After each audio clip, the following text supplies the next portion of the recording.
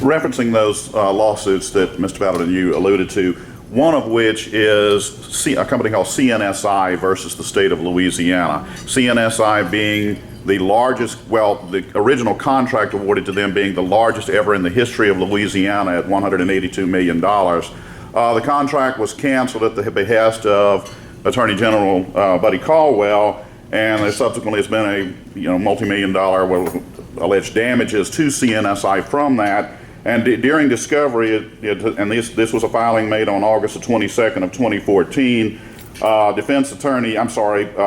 plaintiff attorney Mike McKay said, and I'm quoting here on the second page, Scott Bailey being an investigator for the Attorney General's office, Bailey's tampering with a key witness in this civil matter is outrageous. And he's talking about the Attorney General's office flying out to Florida and coaching the witness and changing the testimony between deposition dates of May 1st, 2014 and July 8th, 2014. Mr. Unglesby went even further, another plaintiff attorney, and said that he contends the Attorney General's office is the handmaiden for keeping the contract in Molina's hands, which has been for decades. He has flat out made the statement in court that he believes that Buddy Caldwell's office is acting as the handmaiden to keep that contract in the hands of Molina and thereby costing the state tens of millions of dollars. Would you care to comment on those two filings that have been made in the court in public record, and how you may deal with the CNSI situation if it is will be dropped into your lap if you win the election? Thank you so much. Well, I think the first part of answering that question is to look at the practices that the current Attorney General is being accused of, and unfortunately, that's not the first time that his office has been engaged in questionable legal practices. There have been numerous occasions where the current Attorney General has his office and the lawyers representing him have come under scrutiny. And in a particular case that I can think of, they've actually been sanctioned.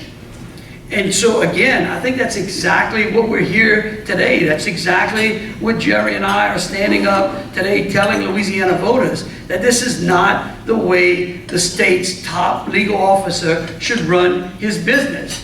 We want to improve the reputation of the legal profession here in the state of Louisiana. We want people to look at the legal profession and say, you know what, I'm proud that guy is our lawyer.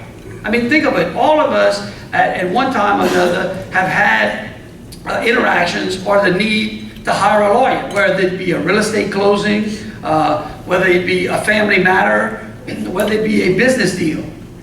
And you want to know that the person that you entrust that problem with is someone who you can be proud of, and that is honest and ethical, and that holds themselves with a lot of integrity. What we have seen over the last 7 years is anything but that. And so I would say to you on the first part of your question, and that question again is the questionable practices that his attorneys have engaged in witness tampering, is that I would not tolerate that. I would dismiss the lawyer immediately. And of course, I'd hate to comment about a case that I hadn't had as a practitioner. I wouldn't want to comment about a case I hadn't had an opportunity to review. But we will be reviewing the cases that the current Attorney General has and the questionable practices that he's engaging in. And if it's a case that has merit and it's not meritless, we'll continue to prosecute those cases. If not, then we'll dismiss those cases.